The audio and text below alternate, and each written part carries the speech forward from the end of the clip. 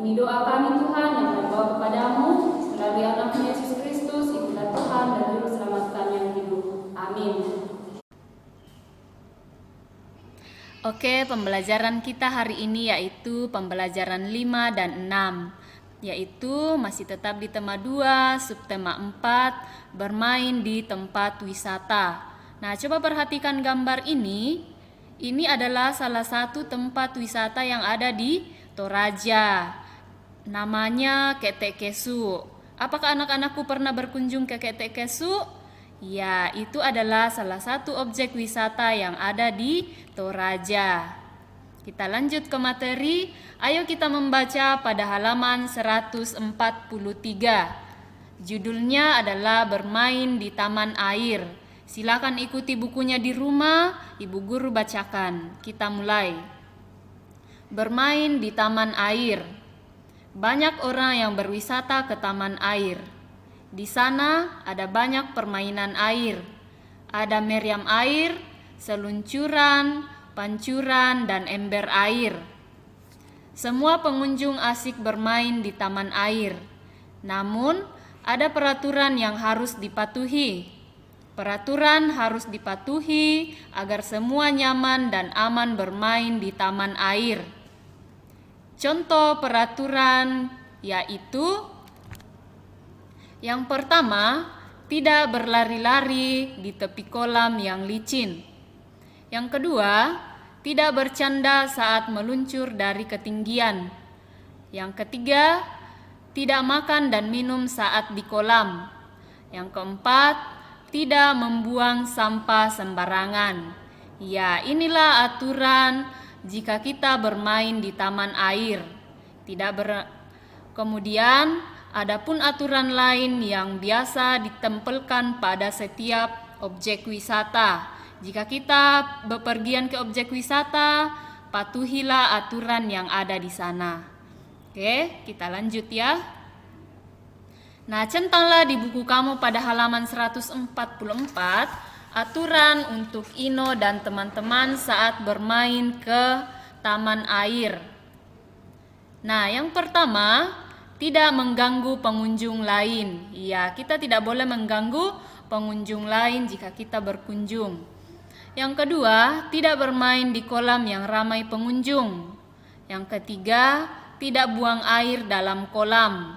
Yang keempat, bermain di kolam yang dangkal. Ya, yang dangkal itu berarti yang tidak dalam. Kita lanjut ya.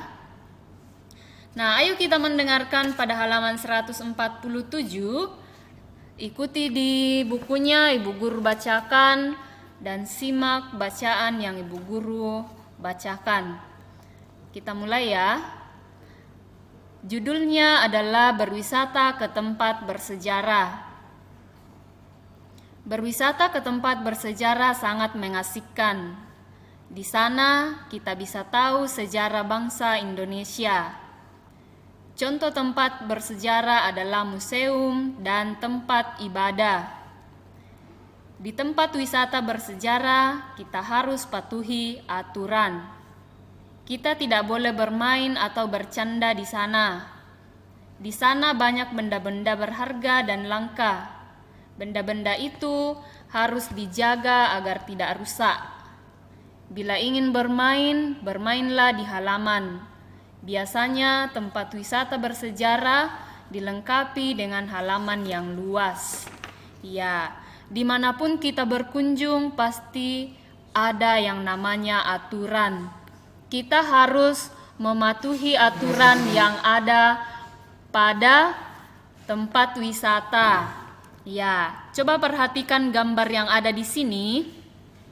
Ini adalah gambar Monas yang ada di Jakarta. Ini adalah salah satu tempat wisata di Indonesia. Nah, jika kita bepergian ke tempat wisata, yang harus kita lakukan adalah mematuhi aturan. Oke, kita lanjut. Nah, apa kegunaan aturan dibuat di tempat wisata? Ya, kegunaan aturan di tempat wisata yaitu yang pertama, aturan di tempat wisata harus ditaati. Ya, itulah kegunaan aturan yang ada di tempat wisata. Berarti kita harus menaati aturan. Yang kedua, aturan dibuat agar benda-benda di tempat wisata tidak rusak. Ya, jangan menyentuh apapun jika itu di tempat bersejarah supaya tidak rusak. Yang ketiga, aturan dibuat agar pengunjung nyaman. Ya, salah satu kegunaan aturan supaya pengunjungnya nyaman. Nah, perhatikan pada halaman 149, di situ ada kata museum, sejarah, wisata, dan lestari. Nah, kita akan mempelajari apa arti dari kata tersebut. Nah, Ibu Guru sudah siapkan di sini yang pertama yaitu museum.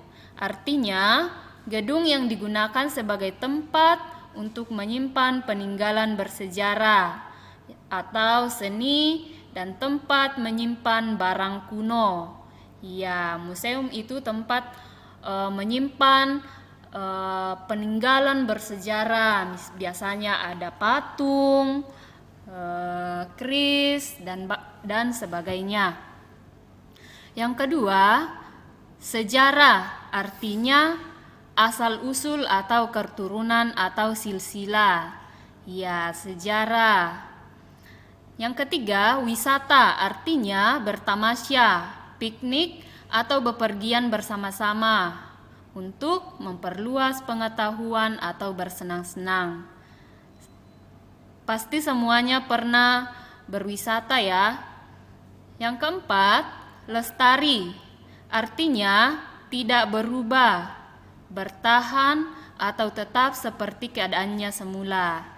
Ya, itulah yang dimaksud dengan lestari, tidak berubah. Oke, perhatikan contoh soal pada halaman 150. Kita masuk ke dalam matematika. Museum dikunjungi oleh 3 rombongan turis. Perhatikan contohnya. Setiap rombongan terdiri dari 8 orang turis. Turis-turis itu dikelompokkan menjadi 2 kelompok. Nah, yang ditanyakan, berapa jumlah turis pada setiap kelompok? Kita masuk ke cara penyelesaian. Oke, perhatikan cara penyelesaiannya. Yang pertama, diketahui. Kalau kita mengerjakan suatu soal cerita, tentunya diawali dengan diketahui, ditanya, dan jawab. Beginilah cara penyelesaian soal cerita. Operasi soal cerita ya, operasi bilangan soal cerita. Nah, diketahui ada 3 rombongan turis. Baris pertama. Yang kedua, setiap rombongan terdiri dari 8 orang. Yang ketiga, turis dikelompokkan menjadi 2 kelompok. Nah, inilah yang diketahui dari soal tersebut. Diketahui. Sekarang ditanya.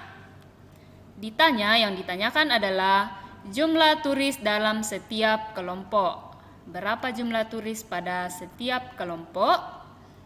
Nah, kita jawab. Bagaimana caranya menjawab? Ya, perhatikan dari soalnya. Ada 3 rombongan turis. Setiap rombongan terdiri dari 8 orang. Berarti 3 dikali 8. Nah, turis dikelompokkan menjadi 2 kelompok. Dikelompokkan berarti dibagi. Dibagi 2. Kita tulis 2. Nah, kita kerjakan karena ini sudah benar. 3 dikali 8 dibagi 2 sama dengan, kita ambil dulu bilangan yang paling depan. Kita selesaikan perkaliannya dulu. 3 dikali 8 sama dengan 24. Nah, 24 dibagi lagi dengan bilangan yang di belakang yaitu 2. Berarti 24 dibagi 2 sama dengan 12. Nah, inilah hasil dari 3 dikali 8 dibagi 2 sama dengan 12. Nah, kita tulis, jadi jumlah turis dalam setiap kelompok adalah 12 orang. Oke, jika ada yang tidak dimengerti di sini, silakan japri ke ibu guru masing-masing. Kita lanjut ke tugas. Tugasnya halaman 149, buatlah kalimat dari 4 kata di atas. Yang tadi itu ya, ada kata museum, sejarah, wisata, dan lestari. Silakan dibuat pada halaman 149. Yang kedua, halaman 150. Kerjakan soal cerita di buku tugas. Karena kalau di buku itu tidak muat, jadi kerjakan di buku tugas sesuai contoh yang tadi. Ada diketahui, ditanya, dan dijawab. Oke, silakan dikerja dan dijapri ke ibu guru masing-masing ya. Oke, thank you. Itulah pembelajaran kita hari ini. Jika ada yang tidak dipahami, silakan japri ke ibu guru masing-masing. Baik, demikianlah pembelajaran kita hari ini. Semoga dapat dimengerti. Mari kita menutup pembelajaran kita dengan berdoa. Kita berdoa. Bapa kami yang ada di surga, kembali kami tunggu di hadapan hadirat-Mu ya Tuhan, menandai segala berkat yang melimpahkan kepada kami semua. Terima kasih Tuhan atas penyertaan Tuhan sehingga kami dapat belajar dengan baik hari ini. Semoga apa yang kami pelajari hari ini dapat tertanam baik dalam hati dan pikiran kami. Ini doa kami Tuhan yang kami bawa kepadamu melalui anak Yesus Kristus, itulah Tuhan dan Juru Selamat kami yang hidup. Amin. Baik, terima kasih. Selamat belajar